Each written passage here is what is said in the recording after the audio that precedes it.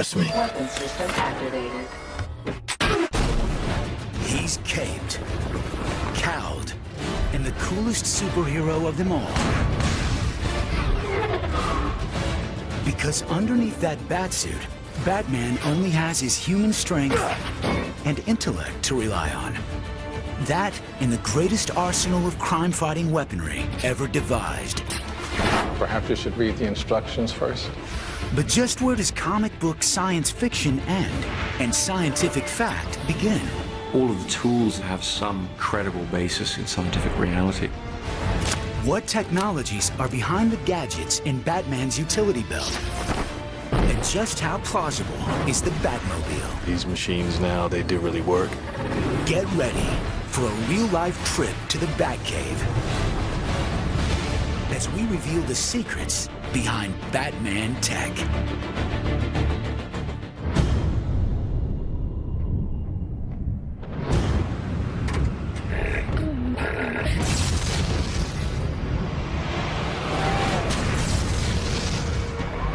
His name is known to comic book fans and film-going audiences around the world. I'm Batman.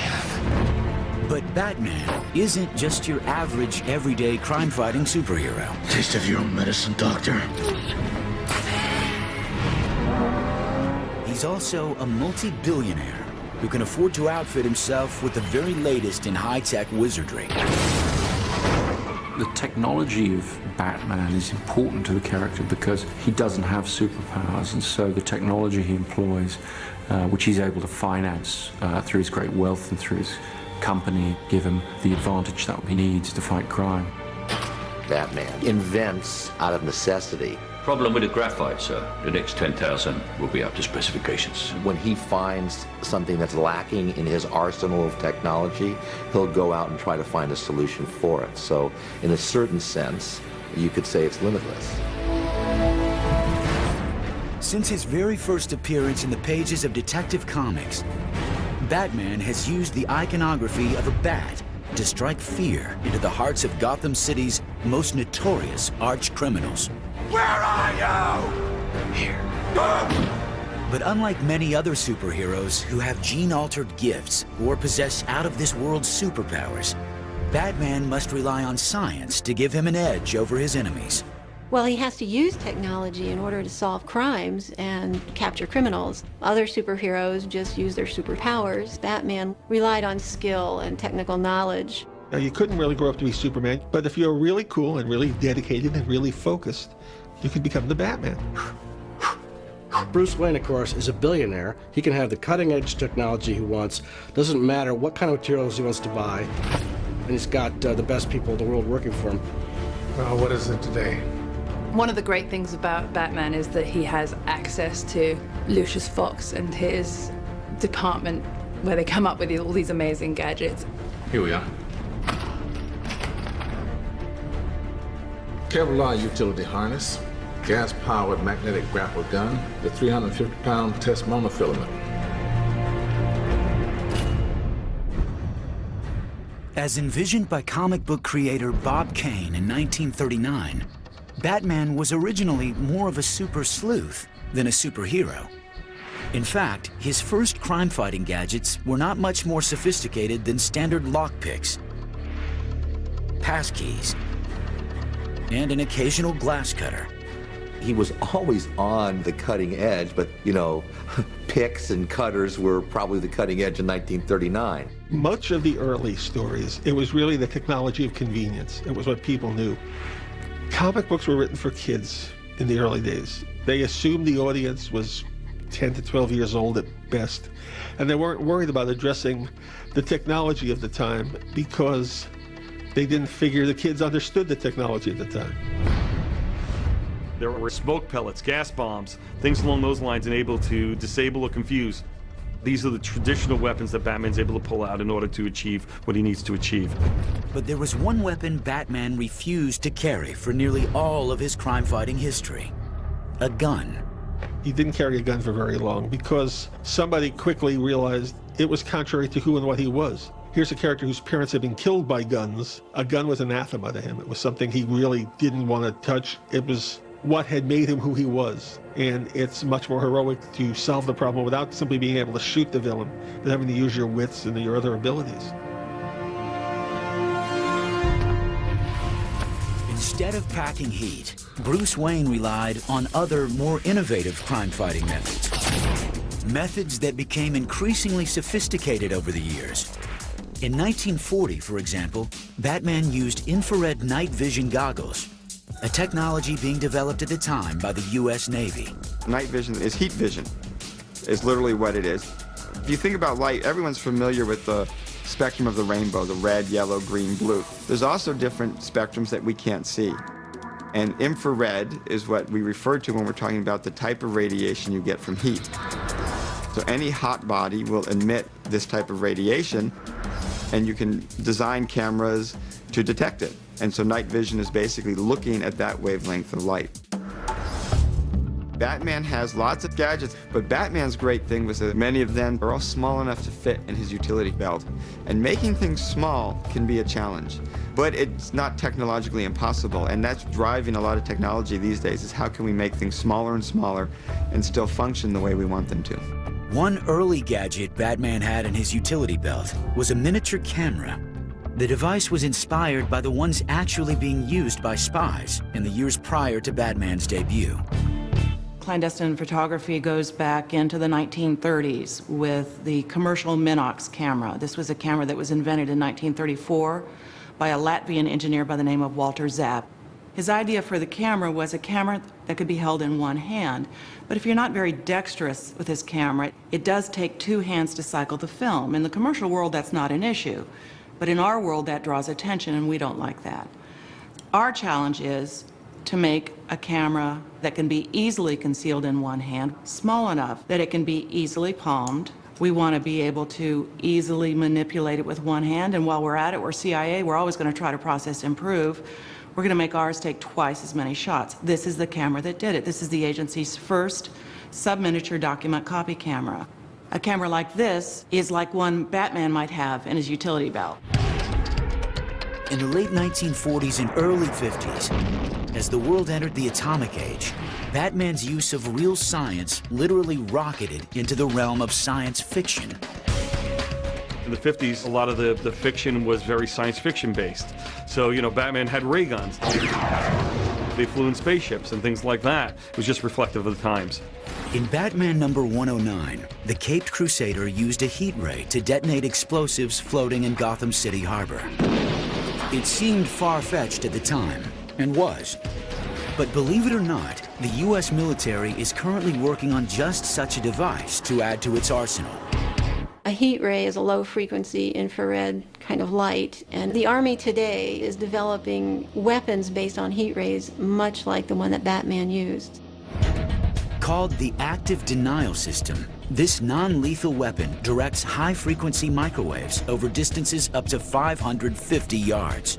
Roger, I'm ready for a 100% shot, 3 seconds on the CLT. Its heat ray is about as hot as a light bulb and can penetrate the clothing of aggressors without seriously harming them.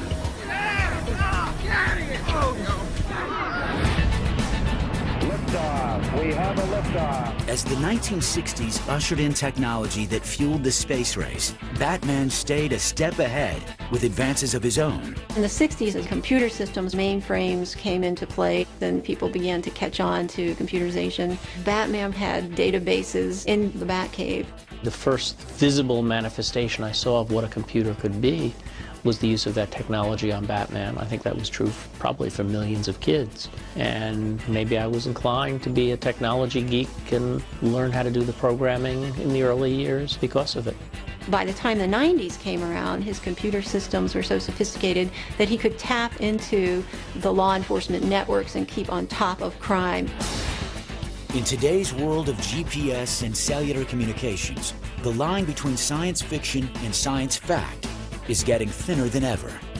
You want his science to be based upon something that is real technology as well. So therefore, it doesn't break the conceit that you can be Batman and Batman can exist in our world. In movie incarnations like Batman Begins and The Dark Knight, Batman's weapons and gadgets have to stand up to ever-increasing scrutiny from audiences.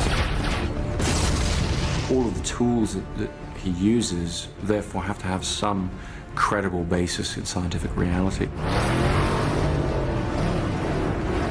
We really wanted to sort of address from the point of view of, yes, if you had limitless financial resources, could you focus that and apply that to creating some very extraordinary, useful crime-fighting techniques? In the Chris Nolan vision of Batman, everything has what I call a hyper-reality basis to it. So in the area of technology, Bruce Wayne and Batman would always take things and convert them from what we today would think is part of the real world. But as Batman's arsenal must meet the demands of 21st century technology, so too must his basic equipment, and that includes the most sensational suit ever worn by a caped crime fighter. Guy dresses up like a bat clearly has issues. It's the costume that transformed Bruce Wayne, would-be crime fighter, into an icon of heroism, justice, and strength. The Batsuit. The Batsuit has been a key part of its owner's mystique from the very beginning, but it wasn't always a source of protection. It starts as a symbol. A creature of the night, something to terrify. It's designed to make you A, anonymous, B, more than human all at the same time. Originally, Batman's suit was made of cloth. It could be easily torn and didn't include any special technology. The first evolution of the Batman suit takes place in the late 1950s. The editors felt that strange, weird new looks were part of how to sell the story. You would do stories like Undersea Batman, where there would be a special Batman costume just for going underwater. And that began the introduction of the suit as technology. Given the weaponry that he's facing and the situations he's created, you have to believe he needs more in his arsenal in order to combat the greater threat that he keeps on facing. The whole idea of it becoming essentially a suit of armor evolved over the years. The inspiration for some of the technology of the Batsuit was almost accidental. When DC artists added a yellow circle to the suit, one that looked like a bullseye, writers were inspired to add a new aspect to the outfit. When they started addressing the question of it being a bullseye, they took that opportunity to go, well, yeah, okay, then it is a bullseye. He wears Kevlar behind that section of the costume, hoping that criminals will actually fire at that, and it's bulletproof. Well, once you start doing that, the next logical question is, well, if you're going to wear Kevlar there, why aren't you wearing Kevlar under the entire costume? Kevlar bi-weave, reinforced joints. Tear resistant. This sucker will stop a knife. Bulletproof. Anything but a straight shot. Kevlar's cool. It's 5 times stronger than steel, and when woven in layers, like 3 to 7 layers, it will protect the body.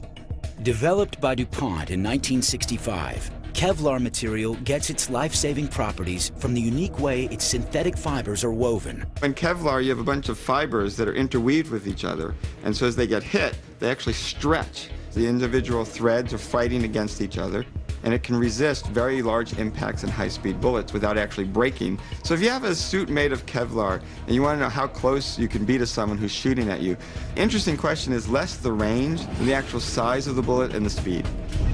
And Kevlar vests can cover a wide range, and most, hand pistols and even some shotguns, Batman would be very safe against, even up at close range.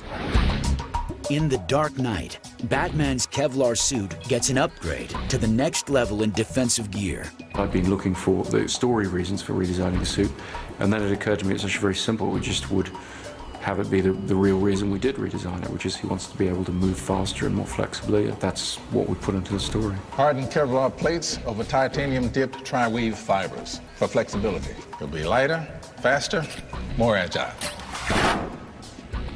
Perhaps you should read the instructions first. We collected together, read about and looked at all these sort of Under Armour suits, what the Army use. So we just set about redesigning the suit. We see that it's made up of much more facets, like a suit of armor. The separate plates of armor of the new Batsuit are anchored on an elastic mesh. It's 110 components to this suit. we decided that smaller armoured plates would allow a crumple zone between those armoured plates and allow him more movement. The Batsuit's flexible, armor-plated design parallels an actual technology called ceramic armor, made by companies like Ceradyne Incorporated in Costa Mesa, California. Their ceramic plating has the resistance of steel, the material that's long been used to stop bullets. But ceramic plating is 70% lighter. To stop the bullet, you have to break the bullet. Therefore, you need something that is harder than the bullet. The lightest weight, hardest material known to man for these types of applications is known as boron carbide. Boron carbide is a black crystalline powder. When heated to extreme temperatures and formed into ceramic plating, it becomes nearly as hard as diamonds. So where you are right now are in the hot pressing area. This is where we take a powder and we make it into the lightest, hardest material known to man. Transforming the particles into armor begins by pouring the powder into forms and then compressing the material. The armor molds are then put into a hot press. And behind me, you can see the hot presses. These are induction heated, and they operate at temperatures close to 4,000 degrees Fahrenheit. The plates are then cooled, but they're not safe to be used as armor yet. In certain high impact, ceramic armor plating still will shatter. But that's actually a benefit because it really dissipates the energy into the shattering of the material instead of your body. But shards of shattered ceramic plating can still be deadly if they enter the body. To prevent this lethal possibility, a special resin is fused to the back of each piece of armor to catch the broken shards. The final step is we have to put out an outer layer. The outer layer is called the spall shield. So when a bullet comes in, not only do you stop it and catch the fragments in the back, but there may be a little bit that tends to fly in the wrong direction. This will stop it. Armored protection, like Batman has in his suit, is essential to military personnel around the world. As shown in this video, taken by an enemy sniper, ceramic plating can be a soldier's best defense when under attack. The shot was aimed at the soldier's heart, but he survived thanks to his body armor. Development of the Ceradyne armor has resulted in thousands of lives being saved. You can hold the muzzle up against a guy's chest and pull the trigger, and we'll stop that bullet. For my opinion, you need to lighten up. Batman can not only take a bullet, he can also literally take the heat.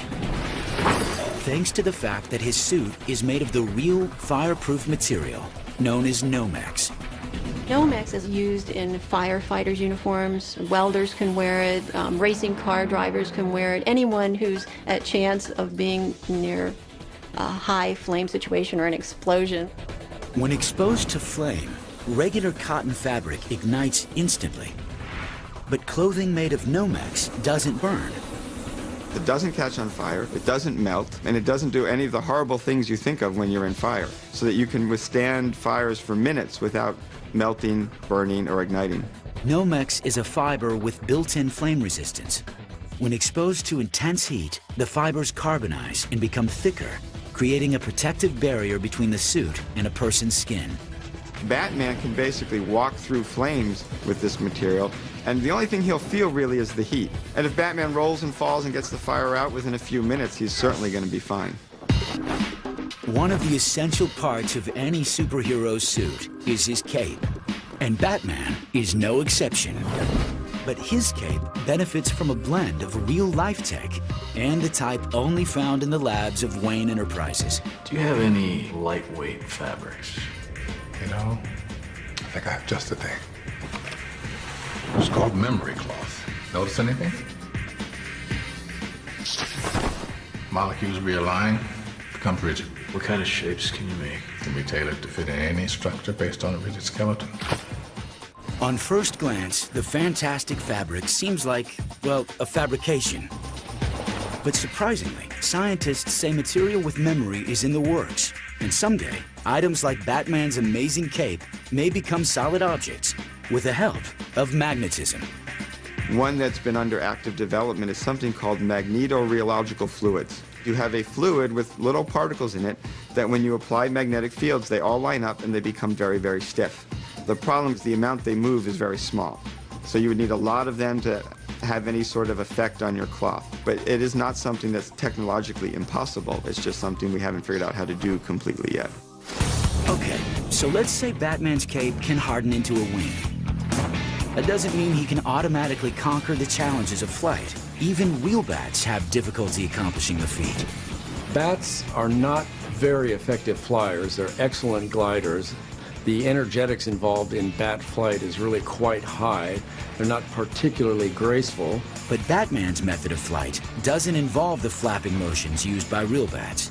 If you look at the Batman films closely, you will find that he starts from a high location and gets to a low altitude through the use of his cape. And in this regard, the cape really is not a flight mechanism, but more of a gliding mechanism. If you have figured out how to make the memory fabric in this cape, it can give you the necessary lift to at least glide and float for some distance. The challenges you have to figure out are how to get enough lift to travel the distance he wants to do. It's the speed that he moves forward with that's key. So he might do it by falling enough distance and let gravity speed him up. And for that, he'd need to come from a high enough building.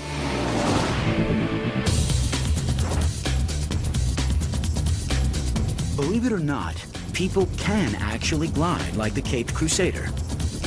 In our world, we may not have Batman's transforming cape, but we do have something similar: wingsuits.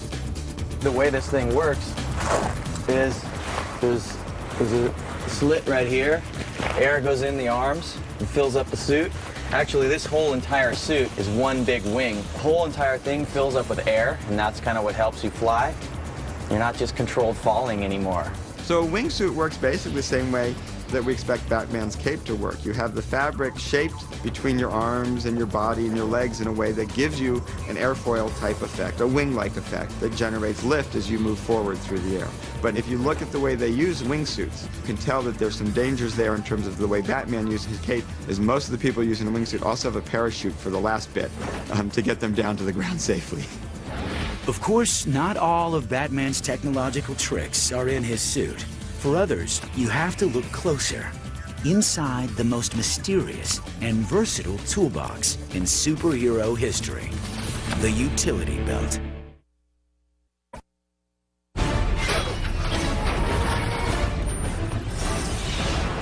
Of all the technologies Batman uses, there's one that's gotten him out of more tight spots than any other: his utility belt. Hasn't every kid who read these comic books had a utility belt? Didn't you have a utility belt when you were a kid? Batman's gadget-packed wonder is not unlike kits used by counterintelligence crime fighters, though Batman's belt is more compact. Batman used the technology that was available to him at the time. Our traveling technical officers do the same thing. They carry a small kit with commercially available items. The kit even contains lock-picking devices, just like Batman's, but ours requires special membership and ID. Over the years, Batman's utility belt has contained scores of gadgets. Some of them more far-fetched than others. I always thought the rebreather was very cool. A rebreather is something that you sort of fit in your mouth and allows you to breathe underwater for a short period of time, longer than you could by holding your breath. But many of Batman's gadgets are based in real technology. Take, for instance, his flexible fiber optic periscope. Fiber optics are very common materials now. You can see them in a lot of kid toys. They're the nice little glass fibers at the end that shine the lights out the end. And basically what you do is bend light. Then as the light tries to bounce out of the tube, it actually reflects back in. We call this total internal reflection. The light stays inside the device. Even if you bend it through a fairly sharp angle or curve, it's the properties of the material it's made out of that keeps the light inside the fiber. And so you can take this periscope made out of fiber optics and bend it around corners and twist it around as much as you need to get where you want to look, and the light coming in one end will come out the other, and you can see what you're looking at. It's you, isn't it? The other kids won't believe me. Of course, other tools in Batman's belt are more lethal. His thermite bombs work like hand grenades do. What Batman would be very successful at is getting through doors, windows.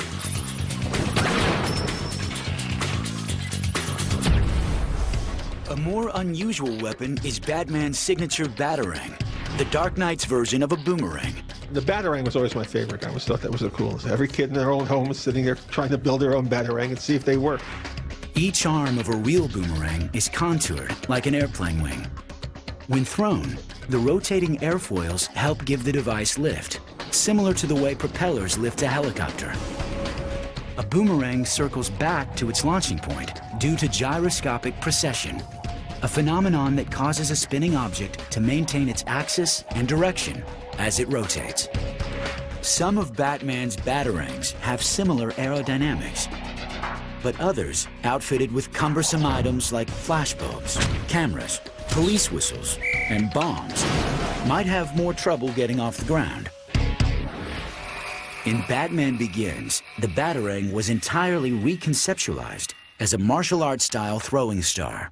The Batarang was a very early piece of equipment of Batman's, and we felt it was very important to sort of make that part of his belt, but it had to be a very high-tech version of it, so it's smaller, but it's still a pretty lethal weapon.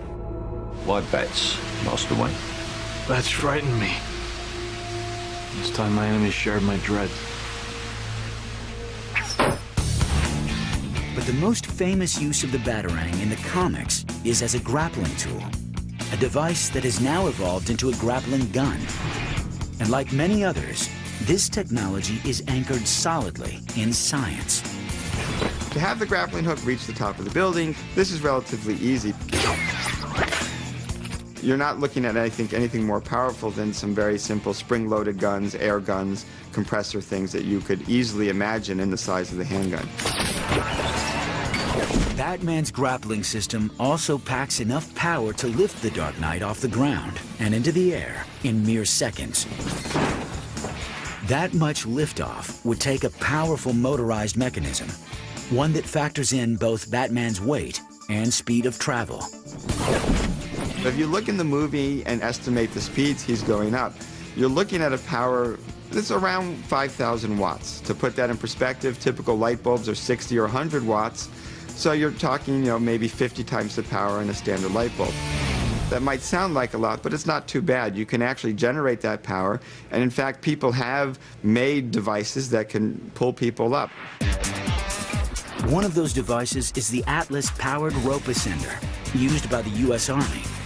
The Atlas is really similar in a lot of ways to what Batman's using right out of the comic book or the movies. The system is designed to pull a very large load up a rope extremely quickly. It's great for rapid escape, search and rescue, all sorts of things that Batman's actually doing.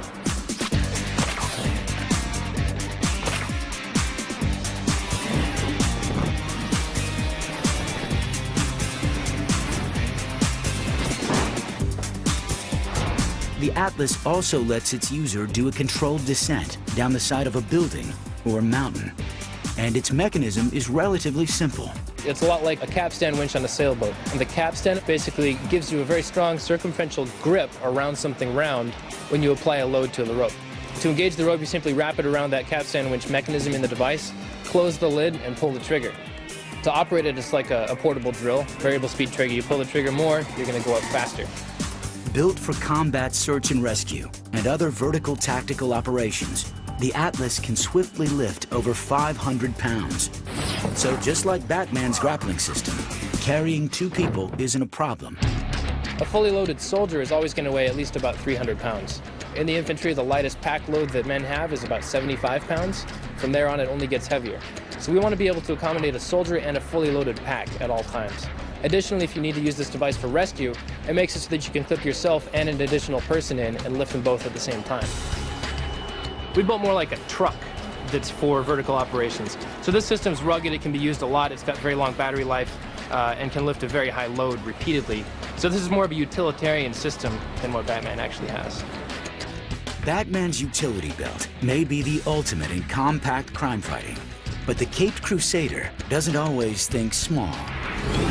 And Batman tech doesn't get any bigger or cooler than an automobile that's become a pop culture icon. At least tell me what it looks like. Never mind. What's that? Oh, the tumbler? Oh, you wouldn't be interested in that.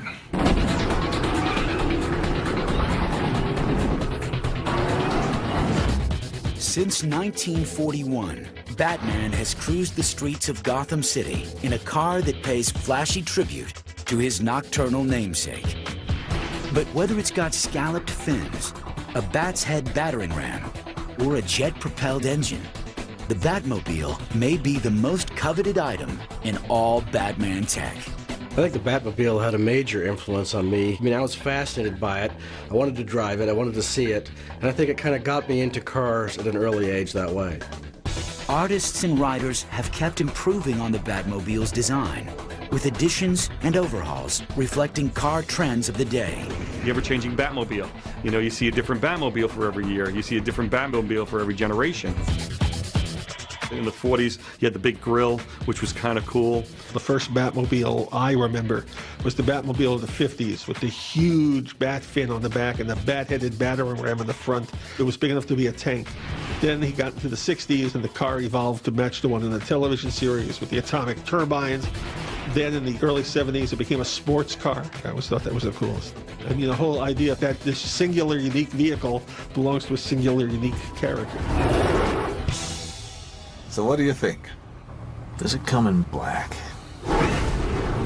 As Batman's enemies got tougher, so did his car. Make a color? It's a black tank.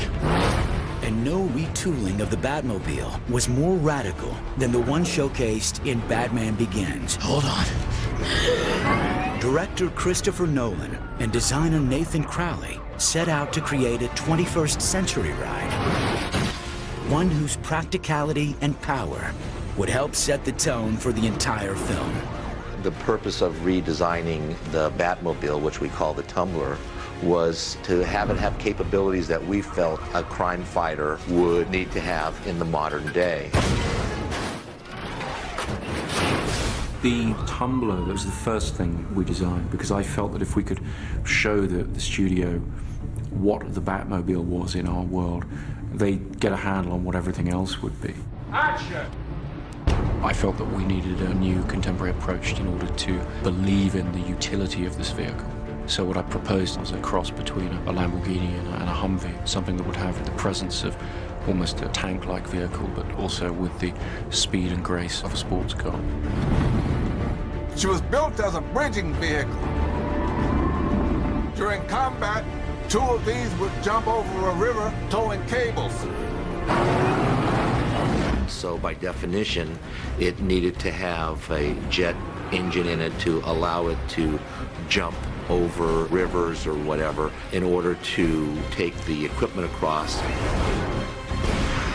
It needed to have armor to protect it from taking hits.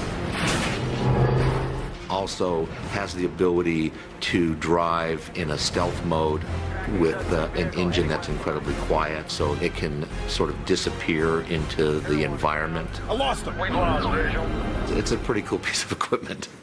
The Tumbler seems surprisingly realistic, but how much of it would actually work? Let's start with the aerodynamics. In spite of its weight of about 5,000 pounds, the Tumbler can achieve impressive speed. The Tumbler is a big, bulky, tank-like machine, but probably can go about 120, 130 miles an hour. Credit goes to its surprisingly sleek design. Just as airplane flaps generate lift to make a plane go up, the Tumbler uses flaps to push the vehicle down and achieve greater velocity. The theory behind it is that it's got all these little aerofoils on the outside that all make tiny little wings, instead of having one big as an aircraft. The other key aerodynamic element, surprisingly, is the airflow under the car. And this is actually what racing cars use. If you can design that air under the car to go significantly faster than the air on the top of the car, you get low pressure under the car, and the high pressure on top pushes you down on the ground. So if you want to understand how the tumbler gains stability by having the air blow underneath it, you can just take a piece of paper. You can generate high pressure on top and a low pressure underneath by blowing under the paper, and the paper will be forced down. Speed is one thing, but how does something as large as the tumbler manage to maneuver so well? Weight does have a great effect on maneuverability. You have all this mass you have to move around. It's transmitted through the wheels and tires to the road. Really, you got to hand it to the designers, automotive-wise. It's quite a feat of engineering. They seem to have each wheel is kind of balanced out by itself without an axle running across the middle. Both wheels are totally independent, so one wheel can actually stop, and the other wheel can rotate, so the thing turns right on a dime. And it can do that at any speed. That's what's so amazing about it. I gotta get me one of those. The tumbler is designed to get some of its momentum from a jet-powered engine. Another detail rooted in reality. Jet-powered cars have been used to set land speed records, and they've even made brief trips into the consumer world. They've tried to use jet engines in cars throughout history. 1963, Chrysler introduced the turbine car. 50 models they made had a jet engine in it. They only gave them to about 200 customers for 3 months each. It was a very experimental program. Most people who drove it loved it. Unfortunately, the car wasn't great on gas mileage. It's a very complicated car, and it kind of died a few years later. Over here on the throttle, flip that open and throttle up. This will boost you into a rampless jump. Right now! On screen, the tumbler can also make unassisted or rampless jumps. If it comes off perfectly parallel to the ground, it's always going to fall a little bit. And so if it's jumping to something that's a little bit lower, it's okay. If it wants to jump to something at the same height or higher, it needs some form of lift, or it needs to come off at a slight angle. The way you could do this is imagine a little bit of a wheelie as you take off. You don't actually need a ramp to get a little bit of vertical velocity, especially since you've got the jet engine on the back to give you that extra thrust. You just get the front end of the car up a little bit, fire your jet engine, and now you're going off at an angle.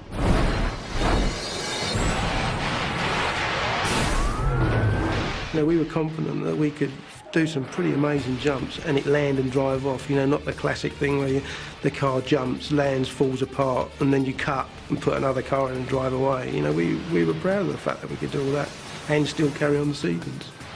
If you had powerful enough hydraulics or electromagnetic shots up front, and then you had a very powerful jet engine that aimed down a little bit, you might be able to get enough of a leaping effect to go 10, 20, 30 feet in the air. The real danger is the landing. He's going to be landing at a very high speed. So the front end of the car has to have the stability and the shock system to survive that jump. And in fact, if you look closely, the Batmobile does some interesting thing. The front wheels extend, there's extra shock absorbers there, and when it hits the ground, it slows down over that longer distance that enables it to survive the impact. The Batmobile Tumbler is certainly impressive, but the tech team at Wayne Enterprises isn't resting on its automotive laurels. These days, Batman's got a new and even more outrageous way to navigate the mean streets of Gotham City. The prehistoric world transforms into a battlefield.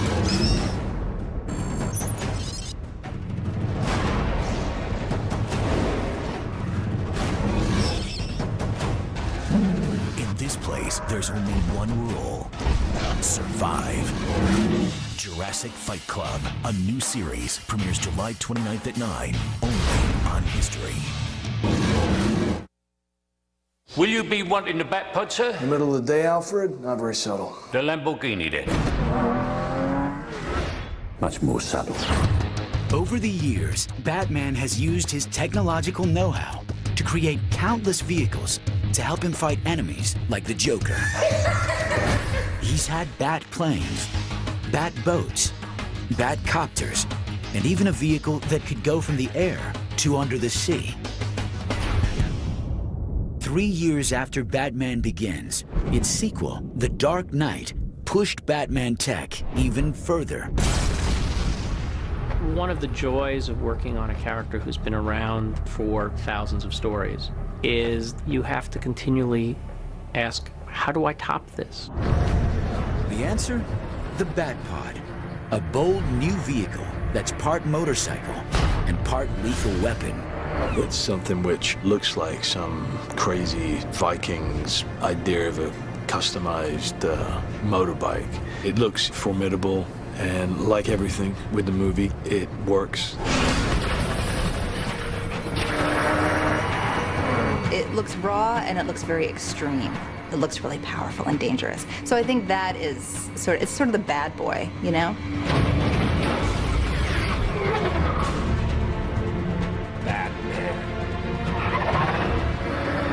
The task, as usual, was to build something that could really go fast, make turns, the usual outrageous, parameters.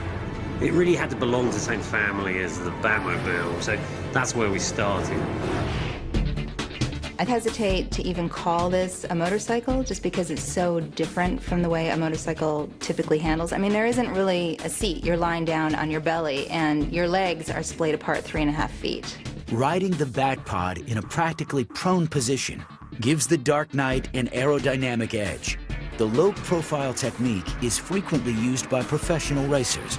Grand Prix motorcycle racers, whenever they get a chance, whenever they're on a straightaway, they duck down and they make themselves as small as possible, and it's that aerodynamic drag they're trying to eliminate. When Batman is down on the Batpod in that position, he's eliminating drag, and he's a lot less exposed, and he's also lowering the center of gravity, so he has more control over the vehicle. The Batpod weighs about 700 pounds.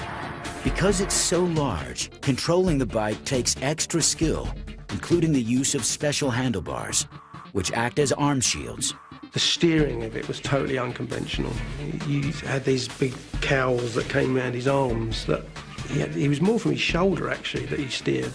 Well, you want to use more of your body weight to turn a bike, and on this, I think that if you're not just using your arms and your hands placed on the handlebar, but you've got this action so that you're in these arm shields that help you sort of lean the bike in, that's going to help you maneuver it. So that you're really forced to use your body weight to control it as opposed to just arms, because you'd have to be Arnold Schwarzenegger in order to be able to turn that kind of tire on a motorcycle.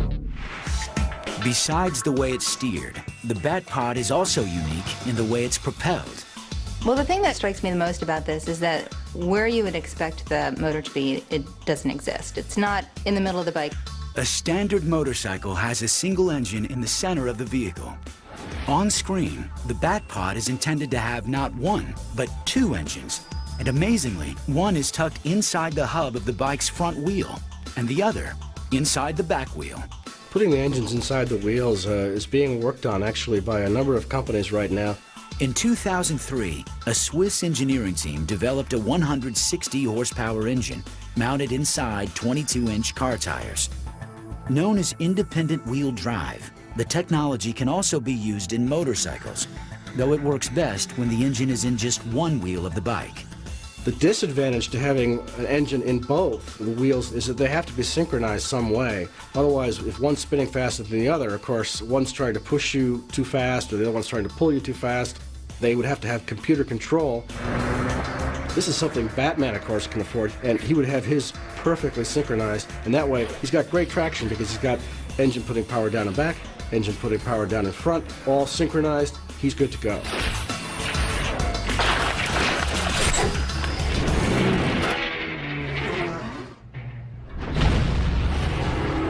Today, thanks to scientists and engineers who've been inspired by the gadgets in the Dark Knight's world, Batman's technology is no longer just fantasy.